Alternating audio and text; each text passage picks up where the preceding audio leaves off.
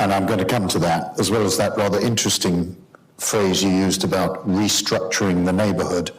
But if we just look at the bigger picture, Minister, I think it's fair to say that there is a growing dichotomy, not just between East and West, but also between the developed world and the developing world.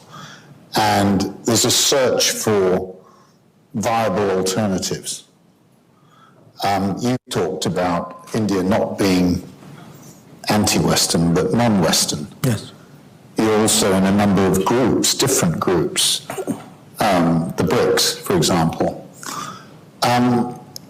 How do you see India's role in trying to either reform the post-1945 global institutions of governance or building alternatives? You know, in a sense, we are partly revolutionary, partly evolutionary. You want change, but you want a change in without an excessive disruption. So if you ask, let's take this aspect of your observation, how do you change the 1945 world order? You know, when you advocate a reform of the UN, that's one way of trying to change it. But if I give you actual change that has happened, to me, the fact that you have an institution like a group like the G20 is a very powerful statement of that change. Till 2008, I would say the really influential global grouping was the G7. The G7 still continues, the G7 still matters, but clearly there was a recognition after the 2008 crisis that the G7 membership was not good enough or broad enough to address the crisis, and we needed a buy-in by what we term the emerging economies. So, you know, it could be economic, it could be in power terms, it could be, you know, we do a lot of first responder operations today. I mean, we know in our part of the world, from East Africa probably till the Pacific, that if something you know, catastrophic happens, it is for the countries of the region to respond. And 20 years ago, we would have waited for the United States to do something, which they did in 2004 when the tsunami came. So it could even be cricket, you know, by moving the center of gravity of the cricketing world to India. That is also part of changing the 1945 order. Yeah, we're feeling it, but there we are. I'm going to do something really dangerous, Minister, which is actually a quote from your book, which I haven't finished, but I did give it a good try over the weekend. It's very eloquent, very, very thoughtful book on international relations and the India way. You write at one point, it's only through a series of disruptions that India was able to bring about shifts in its favor. Now, you're referring there to 65 and 71, I think, Bangladesh-Pakistan war, perhaps. But is that something that you think you, with Prime Minister Modi, are attempting to do now, a series of disruptions? And if so, what? You know, in my previous remark, I used the adjective excessive disruption. So even disruptions need to be managed and handled with a certain amount of skill. But the answer is yes. You know, I'm not exactly sure where I used that term in the book, but certainly, I trust you. So, you know, 1971 was a disruption in the sense what it did was it took a partitioned subcontinent and brought out the untenability of the outcome of the partition and really created a different construct in the subcontinent, which of course continues to this day. And interestingly, you know, what was then the poorer part, the less developed part of Pakistan has actually done much better economically. But there are other disruptions. In a sense, of becoming a nuclear power was a disruption of a kind. In many ways, the reworking of our relationships, the fact that we have today built such a strong relationship with the Quad and with the US, and then which eventually has led also to the Quad, is another aspect of it. So what will happen to a country like India would be, as we go up the hierarchy, we'll have to, some of it will be, as I said, more evolutionary, but sometimes we'll have to take some big calls, which. What do you think the biggest call is? I would find it hard to predict. I think there is a degree of, you would react to what are the circumstances of that situation. So, but if you put them all together, it could, as I said, it could be what we have done at home. The digitization of India is a very remarkable phenomenon. It could be what we have done in terms of shouldering responsibilities. Let's say if you take something like climate change today, there was a belief that we were a climate laggard. Today we're seen really as a climate action leader. I mean, a lot of the big ideas on how to deal with climate change are coming out of India. So there's a whole lot out there. So I'm going to ask you about relations with China. We've got quite a few things to get through, but can you give us a quick update on progress on the Himalayan border dispute? But then a slightly bigger question, which is, do you believe that China can accept India as a peer in its Sino-centric view of the world? Does it matter? Well, let me start with the first part of it, which is what's happening at the border. As you know, we had a border dispute pretty much from the time when they had the revolution and we got our independence. It took about a decade for this to really come out. Initially they were a bit evasive about it. Their maps depicted the border in terms of their claims, and they avoided, engagement in the initial years. But by the second half of the 1950s, it was very clear to us that we had a very serious issue on our hands. And then in 1962, we had a border conflict, and they got the better of it. Now, from 1962, in fact, before the conflict, we had withdrawn our ambassador, and it was only 1976 that we resumed ambassadorial relations. It took another decade really for a Prime Minister of India to go to China and sit down and discuss the relationship with them. In the 1990s, both countries made an effort to discuss the border, but stabilize the border while it was under discussion. And the arrangements we arrived at in the early 90s, in 93 and 96 specifically, lasted really till 2020. There were very specific arrangements about not bringing a large number of troops to the border, and then there were further agreements about what happens when patrols interact with each other. So from 1975 till 2020, there was actually no bloodshed on the border at all. But then we saw in 2020, for whatever reason, the Chinese did not continue to adhere to the agreement, and we had a big movement of troops to the line of actual control, and eventually there was a clash. Quite a few soldiers died. And what that has done is it has really vitiated the relationship. It has vitiated the relationship, one, in terms of bringing back memories of a conflict and of sharp differences, But it has also raised questions about a neighbor when you say, when you have an agreement, it's important that agreements are kept to. And when that doesn't happen, that too has consequences in terms of credibility and trust. So you're making some progress in the talks. The talks there are places where, because we responded again by moving troops in very large numbers.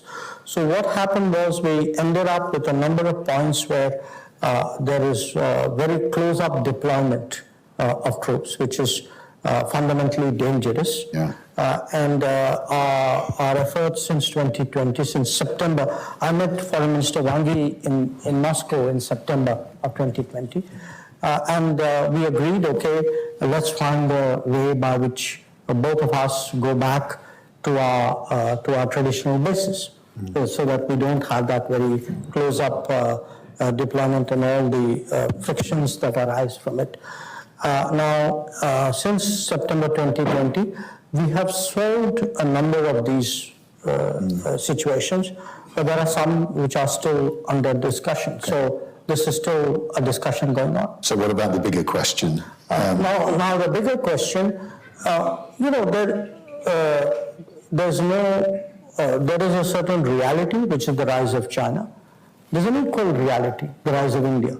The rise may be different, the time frame may be different, the quantitatively or qualitatively they may not be identical.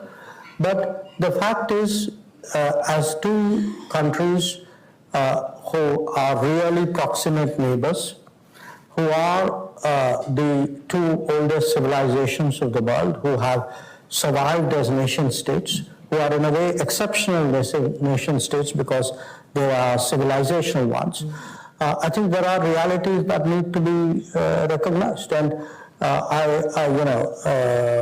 perhaps each one of us has some tradition of how we look at the world, but traditions at the end of the day also have to take into account contemporary realities. I mean, I am today the fifth largest economy. I am the largest in terms of population.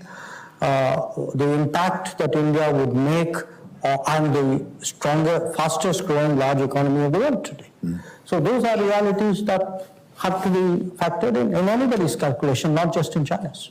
So I'm going to come to Indian exceptionalism in just 1 minute, but can we just deal with Russia? Okay. And I was struck by how many times in this book you clearly didn't have an editor, but anyway, that's just a joke, ladies and gentlemen. But you... Actually, I had one, a particularly bad one, and that was me. Yeah, right. I do the same, by the way, but anyway. But you make a point several times about how remarkably stable over a number of years, back through the Soviet Union, relations between India and Russia, qua Soviet Union, have been. And that's remarkable given, if you think about East-West relations, America-Russia relations, but particularly in the latter years, at least, of Vladimir Putin's reign. Now, not reign. That was a definite faux pas. Rule. Yes, rule. The emperor. But India has not condemned unequivocally the invasion of Ukraine, and you're clearly not respecting Western sanctions regarding purchases of oil. Now, the issue is, I understand that you don't want to put Russia in the poodle position next to China. Is that part of your calculation, or is it actually, look, there's oil on the market at a certain place, this is a transaction, and we can play our options here? Well, there's a lot there, I agree. Yes. So let me start first with my repeated references to the exceptional steadiness of the relationship. I started my career, a diplomatic career in Moscow. There were very different times. I'm talking of the late 70s. And here's the fact that people need to think about. Let's look from the Second World War till today, the ups and downs in the relationship of the West with Russia. I use Russia and Soviet Union interchangeably. Okay.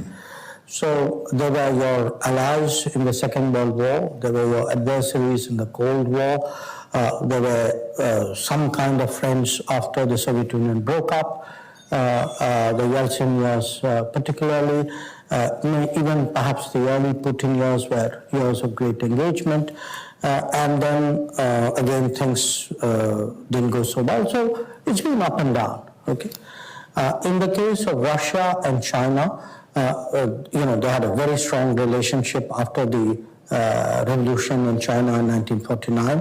But by 1960s, their relationship had fallen apart. They even had a military clash in 1969, and it was bad enough for the Chinese to actually host American military sites which were targeting Russia at that point in the 1970s. Okay, so look at the ups and downs here.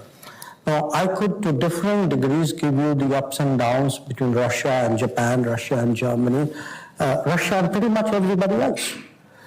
Comparatively, when I look back, we struggled perhaps in the late 40s, early 50s, but certainly after 1954-55, we've had the Khrushchev era, you had the Brezhnev era, you had the Gorbachev era, you had the Yeltsin period, the Putin period, back to the Putin period, and we've remained very steady.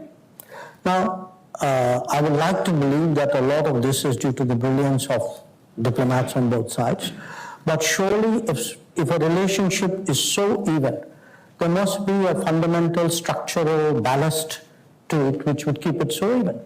So my suggestion, my inference from that is actually both sides recognize the importance of the relationship in keeping a kind of a continental balance, if you would, in that part of the world.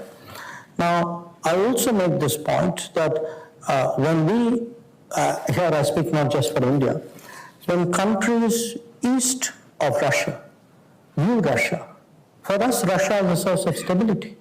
Russia is not a revisionist power east of Russia. It is west, though. That might be your experience, or I don't think I'm just wearing a Western hat on that. No, but no, the contrast I would mark. But it is not automatic that if a country is perceived a certain way in the West, that logic would extend to the East. The perception in the East could be very different. In fact, it is very different. So I think when we approach Russia, because I'll come to the current situation, when we approach Russia, I think those 70 odd years of history and of working together and of what we call the steadiness is very much a factor in our minds. Now, when you then come to the Ukraine situation and what you asked me, look, I follow obviously and understand and analyze the position which European countries and Western countries have broadly taken in regard to Ukraine. But if we now make it a matter of, let us say, principle, which often is the case in many debates, my first experience of international relations when I became independent was I got attacked by Pakistan, and nobody condemned it. In fact, it went to the UN Security Council, and thanks to the United Kingdom, what began as a problem called, the aggression on Jammu and Kashmir, it ended up as the India-Pakistan question. So we have learned the hard way that people speak of principles. I don't say they are irrelevant or I wouldn't be cynical about it, but they are tempered by interests. And in this particular case, we have a very powerful interest to keep our relationship with Russia going. When it comes to the purchase of oil, Just imagine for the moment, had we not bought oil from Russia, I think the global oil prices would have gone higher, because we would have gone into the same market, to the same suppliers that Europe would have done. And frankly, as we discovered, Europe would have outpriced us. We saw that in the LNG markets, where actually many supplies which were traditionally coming into Asia got diverted to Europe. And in fact, at least India was a big enough country to command some respect in the markets, but there were much smaller countries who didn't even get responses to their tender inquiries because the LNG suppliers were no longer interested in dealing with them. They had bigger fish to fry. So we've actually softened the oil markets and the gas markets through our purchase policies. We have, as a consequence, actually managed global inflation. So frankly, people should be saying You'll be thank doing you. service. Yes, absolutely. I'm waiting for the thank you. Yeah. Merci. I'll take it in any language. Okay.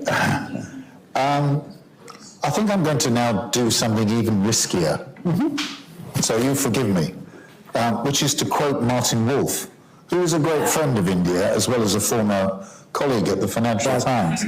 And I've read his columns over many years on India, and as I say, he's a friend of India. Yes, I know. I know him. Yeah, I know you know him.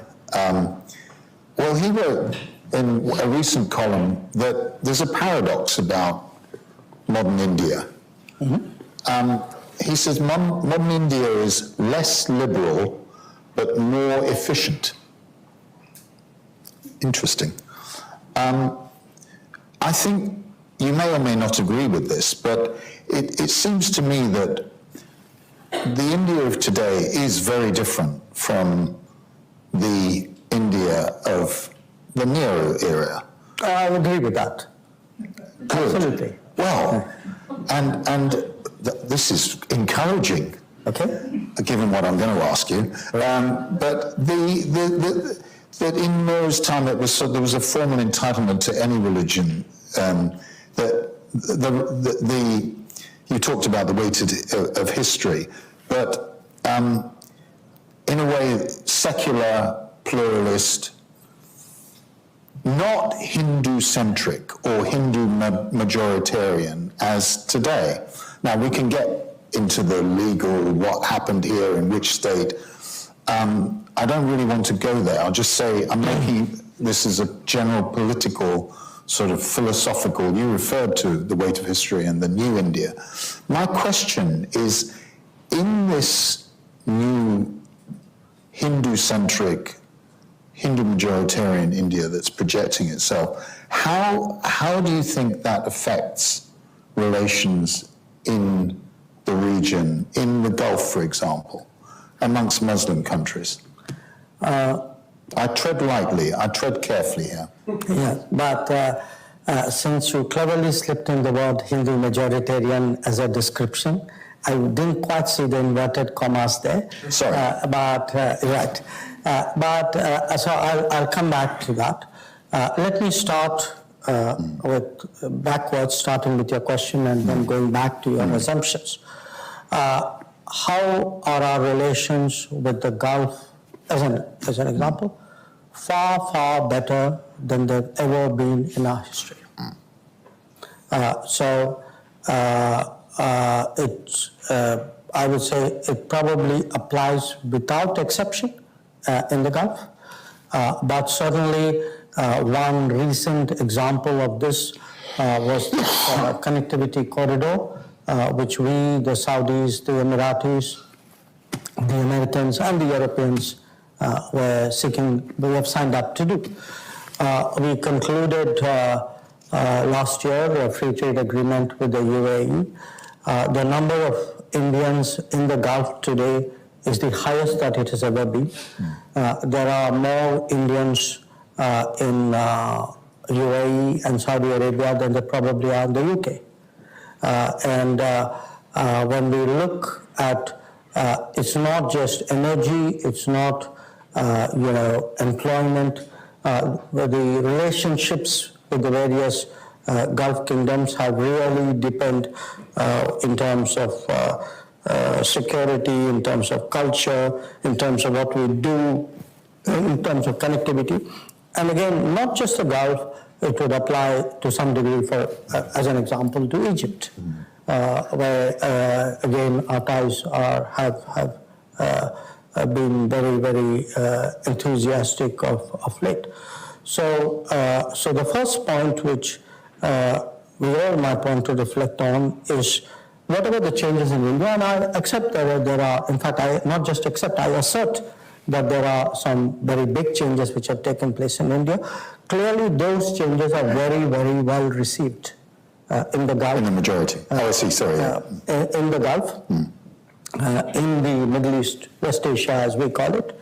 So that's the first thought, that these are apparently, from their perspective, positive changes. The second point, I go sort of go back here.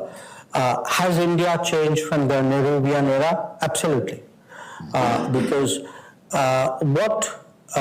one of the assumptions of that era, one of the a thought which very much guided the thinking of the polity and its projection abroad, was what we in India, the way we define secularism in India. And for us, secularism doesn't mean being non-religious. For us, secularism means equal respect to all faiths. Now, what happened in reality, in politics, was beginning with equal respect for all faiths. We actually got into a sort of a vote bank politics, a minoritarian pandering. And that, over a period of time, I think created a backlash. Mm-hmm. So a very powerful word in the Indian political debate is what is called appeasement, which is We've got some track record on that too. I'm speaking here only for myself. The direction in which politics went, I think more and more people started feeling that in a way, in the name of being equal, of equality of all religions, in fact, the biggest religion had to be self-deprecatory and play itself down. I think, a big part, I think, of that community felt it was not being fair. So the changes we have seen, the political changes and the social changes we have seen in the last years have been partly at a intellectual level a reaction, and a political level a reaction to all. So do you think tolerance has gone down? No, I don't think so. I think on the contrary, I think people today are less hypocritical about their beliefs, about their traditions, about their culture. I would say today, I think you used the word, what you said, Martin Wolf said, we are less liberal. I think, and more efficient. Yeah, well, that bits I take as a given. But I would say we are more Indian. We are more authentic. We are not today either currying favor before a global audience or really trying to live up to some kind of left-wing liberal construct which a lot of Indians felt was not us. Yeah. So I'm going to choose my words extremely carefully here. Mm-hmm. And I'll start with the word Canada and Trudeau. So take a glass of water. So do sip the water. I think I'm going to sip the water actually anyway. Obviously this is a very serious subject because when you have a prime minister of a country the size of Canada that makes a public statement and raises an issue with a country and a government of the importance of India. Now his words were a potential link. We may have identified a potential link between, and here I am going to use agents of India, and the killing of a Sikh separatist. So my first question is, very simply, is there any evidence that you've seen in the government that points to Indian government indirect or direct involvement with the killing of that Sikh? In this case? Yes. No. None. Do you believe he's a terrorist? You know, he has a track record which is there in the social media, and that track record is a pretty graphic one. So I would leave everybody to make their judgment when, you know, about a person whose pictures are there with weapons, who has taken positions. I mean, the positions are not secret; they are very public positions. Yeah. But my response, you know, to what Prime Minister Trudeau said is that we have told the Canadians, look, I mean, first of all, because you got to understand the context. The context is that in Canada, we feel that the Canadian politics has given space to violent and extreme political opinions which advocate separatism from India, including through violent means. And these people have been accommodated in Canadian politics. They are given the freedom to articulate their views. And not just that, it had come to a situation where the diplomats of my country, including the High Commissioner, we've had attacks on the High Commission, smoke bombs thrown at the High Commission. My Consul General and other diplomats were intimidated in public, on record, with no action taken by those who did this. You know, this is a country where there is a previous history. You know, for those who would be familiar with Lockerbie, we had a much bigger incident when an Air India plane, there were bombs put, in fact, on two planes. One fortunately landed before when the bomb went off, but the other one, there were 327 people who died when the plane crashed off Ireland. So given all this, I think it was important that, you know, a country like Canada, I mean, we are a democracy, you are a democracy, they are a democracy. But freedom of speech and freedom of expression also comes with a certain responsibility, and the misuse of those freedoms and the toleration of that misuse for political purposes would be, to our mind, very wrong. Now, in the case of Mr. Trudeau, I have discussed it also with my own counterpart, I still do, and we have told them, so look, if you have a reason to make such an allegation, please share the evidence with us. We are not ruling out an investigation and looking at anything which they may have to offer. They haven't done so. Right. So I'm going to just ask you one other question on this, and then we've got a couple of others before we open it up. I had a conversation, I better not say who it was with, but it was a very senior and experienced, respected businessman from India about this matter. And he made a rather interesting point. He said, well, look, I mean, extraterritorial assassination, I mean, the Iranians have done it, the Russians have done it, the Americans have done it, the Israelis have done it, the Saudis have done it. So I'm not saying that we did do it, but if we did do it, I mean, we're just doing the same as everybody else, of the big countries. What do you think of that? I don't agree with that. I don't agree with that. I don't think this, I mean, I'm not disputing the long record that you read out. I could add a few other countries to it. Oh, could you, please? Would you mind just naming a couple? No, I do practice diplomacy for a profession. You might not always suspect it, but on balance, look, to me, that's not the logic which should be pursued in this day and age.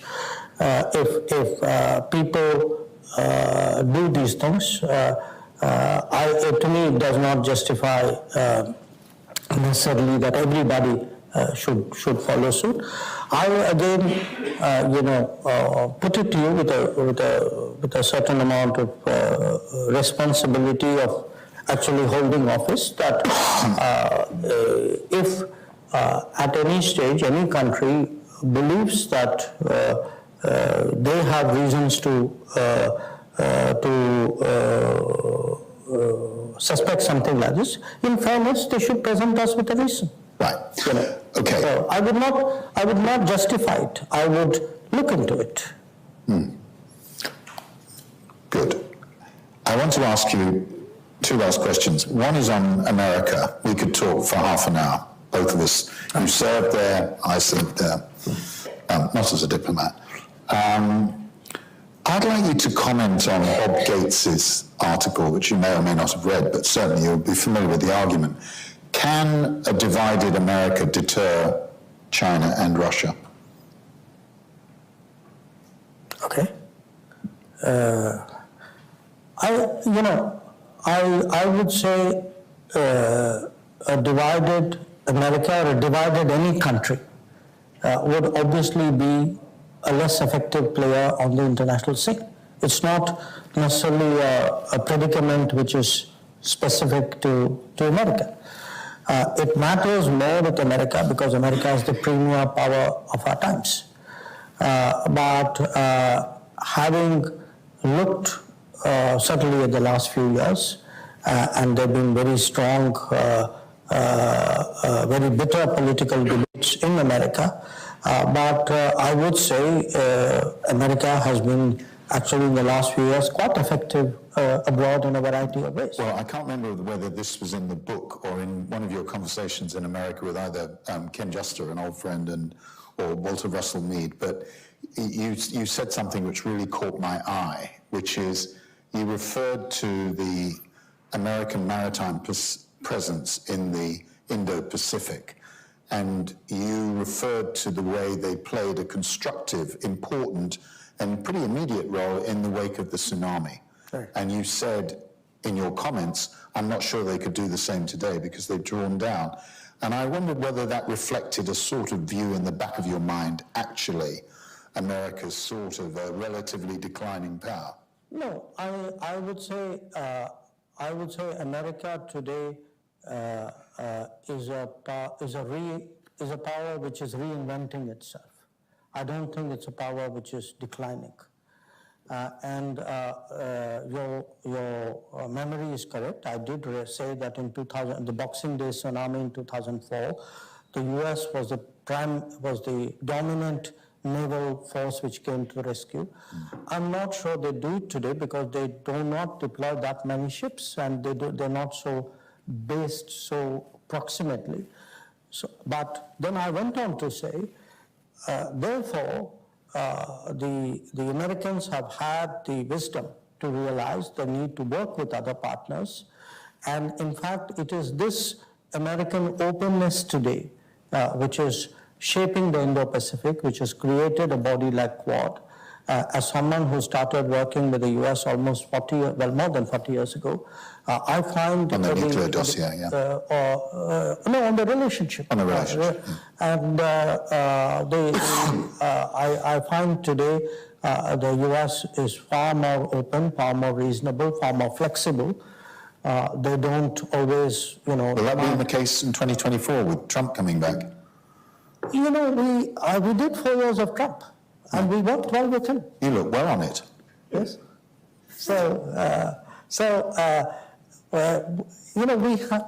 I put it this way: we appear to have figured out how to work with the Americans of all kinds. Well, congratulations! I can't wait till 2020. Yeah, maybe you could tell some of them. I'm sure you raised that with Keir Starmer today. But anyway, let me just wrap up with a question. It's slightly a curveball here, but I started talking about India's moment. You talked about India's momentum. I'm sort of asking a rather journalistic question, which is, what could possibly go wrong? And I want to raise one issue, because you touched on this rather interestingly earlier, which is climate change. I was in the preparation for this, I read that with climate change, you could actually see maybe, because 10% of India's crop disappearing because of excessive temperatures and monsoon, to the point where India might even become a net food importer, which would be a really serious blow. But I mean, are you worried about that, or any other things that you think could halt that momentum? I know we're tight on time, so let me just make two observations here.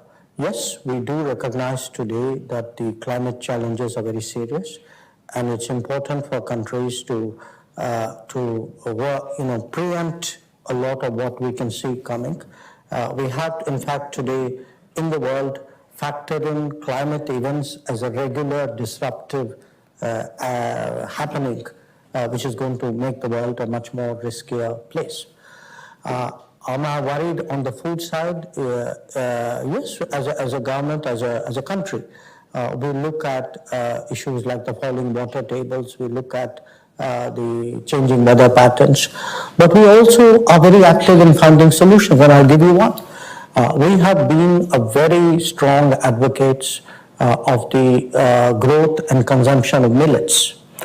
Just to give you some kind of reference here, we grow a little less than 100 million tons of wheat every year, and we grow about 18 million tons of millet, so it's about 17-18% of the wheat consumption.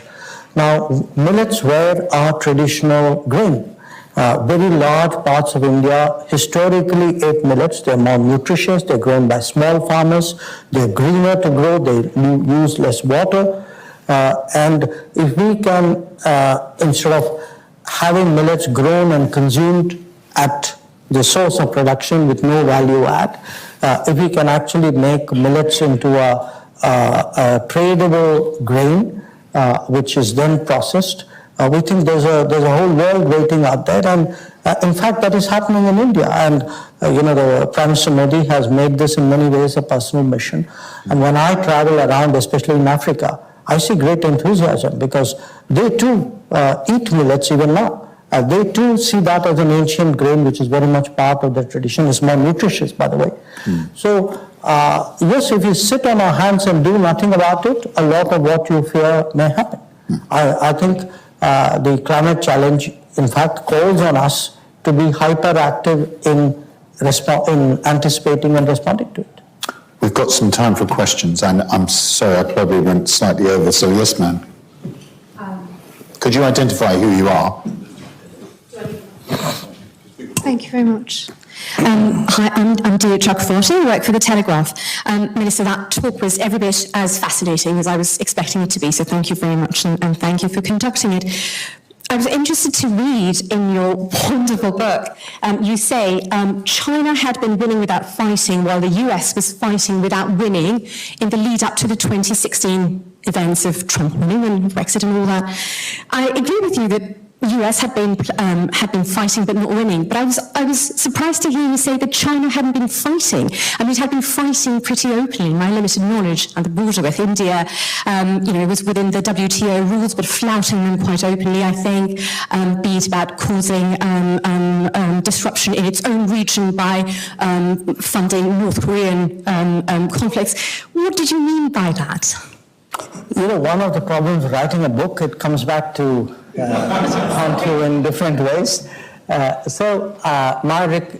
made this observation, if I remember right, in a very specific context, which is that the American military involvement in Afghanistan, and even more so in Iraq, has been hugely damaging to the United States strategically, and it's actually eroded their capacity as the premier power. So when I spoke about them fighting without winning, this whole concept of what they call forever wars, that you go in, you get stuck, you go in, you double down, you take over more responsibility, and then you get sucked in. That has in many ways been, from 2001, especially for the next 20 years, that has been very much a problem with which the United States has struggled with. Whereas in this very period, if you look, the Chinese actually did not have this kind of military commitment.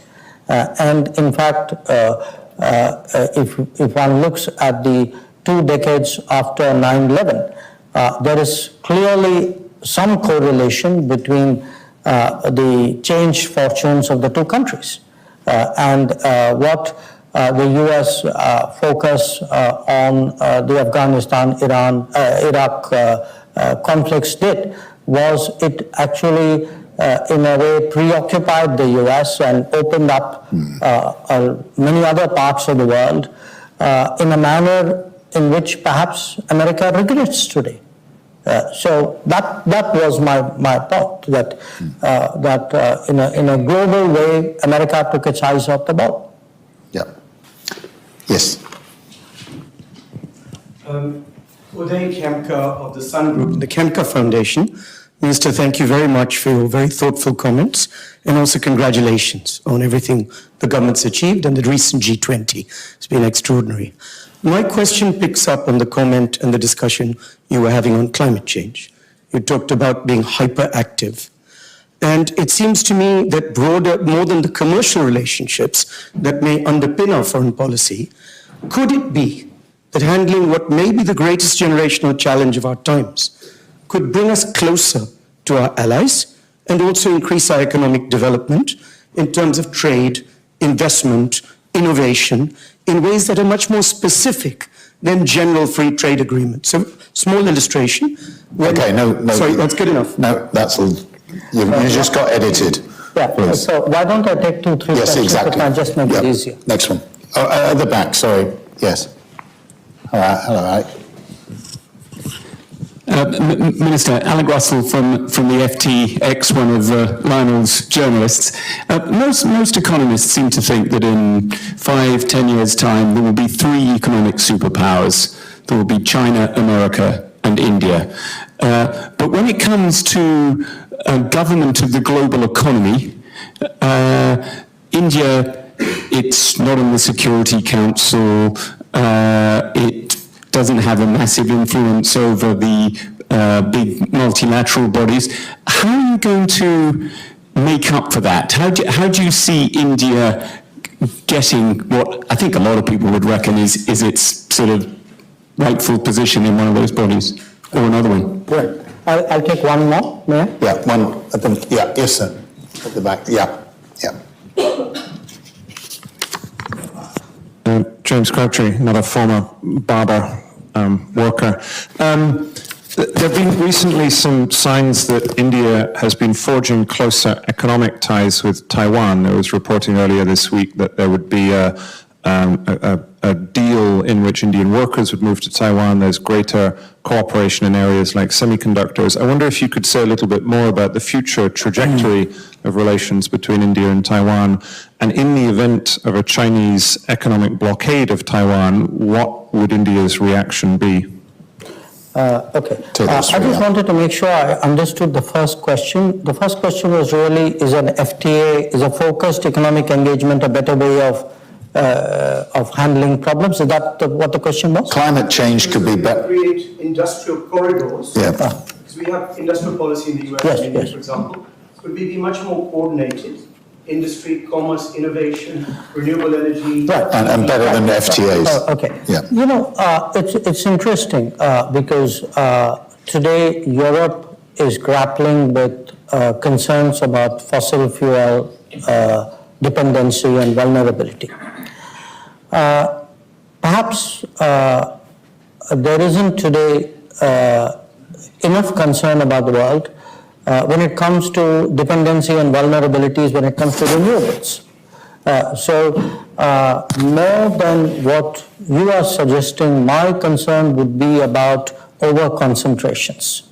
That we are looking at a global economy where in very critical areas there are concentrations, and those concentrations in different ways could be leveraged or could simply not be available in a crisis. I actually feel, especially because the climate events, one is the technologies you need to respond to climate challenges, but the other is the disruption which climate events will have on normal commerce in the world.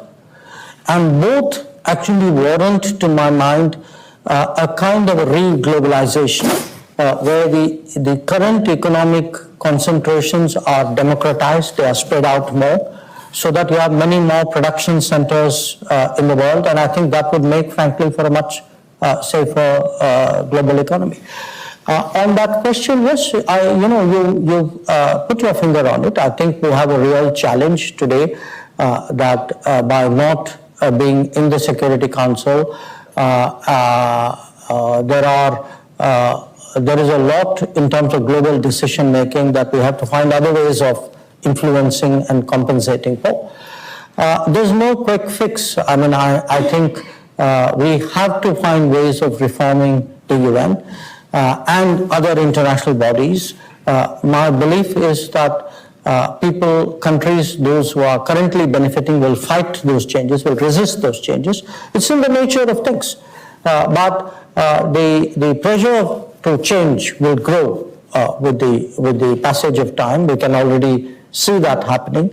It could happen in the UN, it could happen in the WTO, it could happen in other international organizations as well.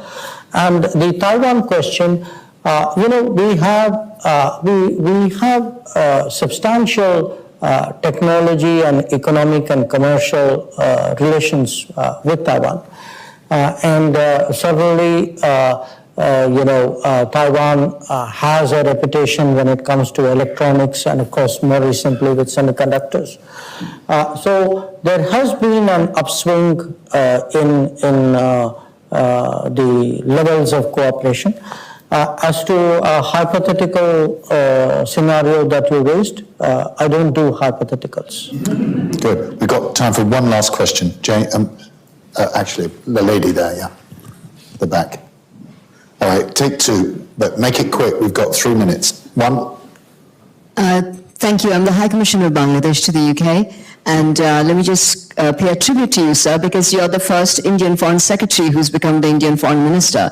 And quite an iconoclast diplomat in the South Asian perspective. Every South Asian diplomat wants to follow your career path that way. So my question was regarding Bangladesh-Indian relations. And as you know, quite often I see that there's a lack of understanding on India-Bangladesh relations in the West, and particularly here in the UK. And as you know, last 2nd November, Prime Minister Modi and Prime Minister Sheikh Hasina inaugurated the international India-Bangladesh railway links in Agartala-Akara. I wanted to ask you that, how important or integral Bangladesh is in India's foreign policy, particularly in pursuing its security, regional connectivity, shared prosperity, and in the Pacific. Okay, thank you. Thank you. 1 more minute. Yeah, please. Okay. I thought there was one more. Oh, please. Okay, fine, because we've got to have some room for socializing. All right. I think I used the word that we have tried to restructure the neighborhood. Now, obviously, it's not something unilateral by us. We have done it with the neighbors. And again, one of the big changes of the last decade, let's take Bangladesh. We have settled our land boundary with Bangladesh, which is really a very big deal. We had differences on our maritime boundary. We went for arbitration. We agreed that whatever was the arbitral award, we would both follow it, which we did when the arbitral award came, and a lot of it was not in our favor. So at the very least, it's a very good example to some other regions and countries who will remain unnamed. On the structural side today, in the last 10 years, we've had, the High Commissioner was referring to 2 rail rail lines between India and Bangladesh which were inaugurated, a power plant which was inaugurated. Today we are using Bangladeshi ports for our northeast. They are benefiting by more traffic coming through the ports. When we our energy supplies on scale, because we import fuel, we refine it, Bangladesh gets benefited because there's a pipeline which supplies to them. So actually today India-Bangladesh relations stand out in the Indian subcontinent as a model relationship in terms of benefits of regional cooperation. UK-India trade deal before Mr. Sunak calls an election? A lot of it is up to Mr. Sunak, isn't it? That's all we wanted to hear.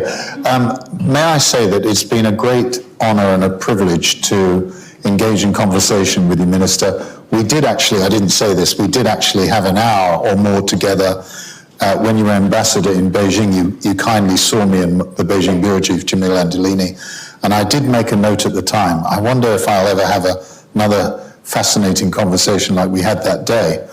I won't disclose it because it was off the record, but it was very, very interesting. So please join me in thanking the External Affairs Minister, Dr. Jaishankar.